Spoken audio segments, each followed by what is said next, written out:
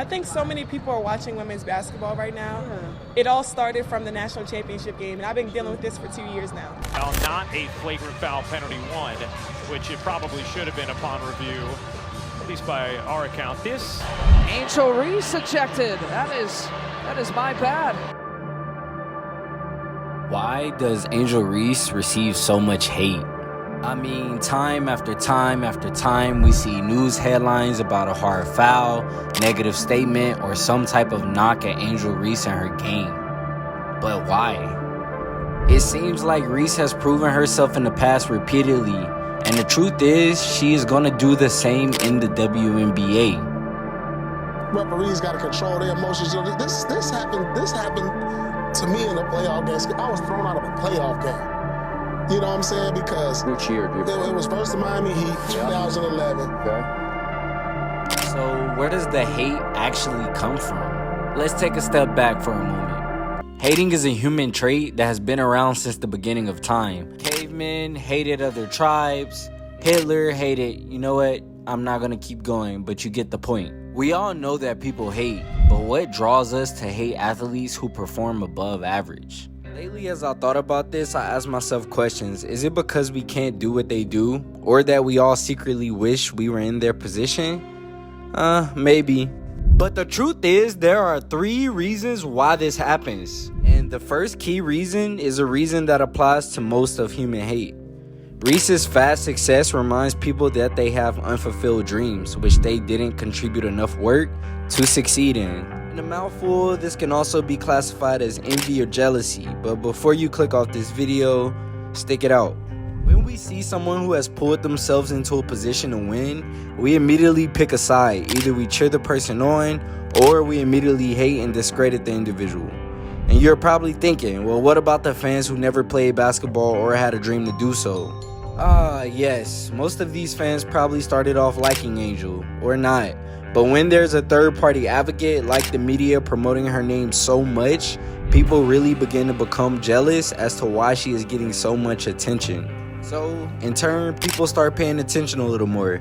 This creates a ripple effect where fans begin looking at all the flaws a player has, to pick apart that player as a person and as a player. Overall, it's like humans can't handle seeing the success of another individual, especially if they personally feel like it's underdeserved. 10 plus games in the 2024 season, and Reese is almost averaging a double-double at 10 and 9. Clark is averaging 15, so Reese is not too far off, to be honest. And I get it, you might still be doubtful, saying she's average, she's not good, she's doing terrible. But just 5 games into her professional career, Angel Reese has already made her mark in league history. On May 21st, the 6'3" for the Chicago Sky grabbed 12 rebounds in a game against the Seattle Storm. This performance secured her place as the second player in WNBA history to achieve 24 offensive rebounds within her first 5 games. Only Yolanda Griffith, known as one of the greatest rebounders and defensive players in women's basketball, had more offensive rebounds with 31 in her first 5 games. But people not really checking the stats and records, so is it really her performance that people hate? And this brings me to reason number 2. Angel Reese does not follow the status quo. But what does that mean? In other words, Reese does not follow the conventional code of how many people think a person should carry themselves. And one of the things that we learned is, like, for Caleb Williams, that personality is not for everybody. I think with Angel Reese, we're seeing a lot of reaction on how the personality is not for everybody. We all have different perspectives, and sometimes we place them on others, not understanding the differences. Reese has a style, and at times can be pretty flamboyant, which will always ruffle feathers of people who don't think a person should act that way. And at the end of the day, it's just an opinion. The question is, why hate on someone that is confident? And many of us are usually guilty of judging things when we have no context or understanding of how much is behind it. Which brings me to my last and final point. People don't understand what others go through to reach their level of success. It's natural to lean towards disliking an overconfident person, but what if I told you that person beat an insane amount of odds stacked against them?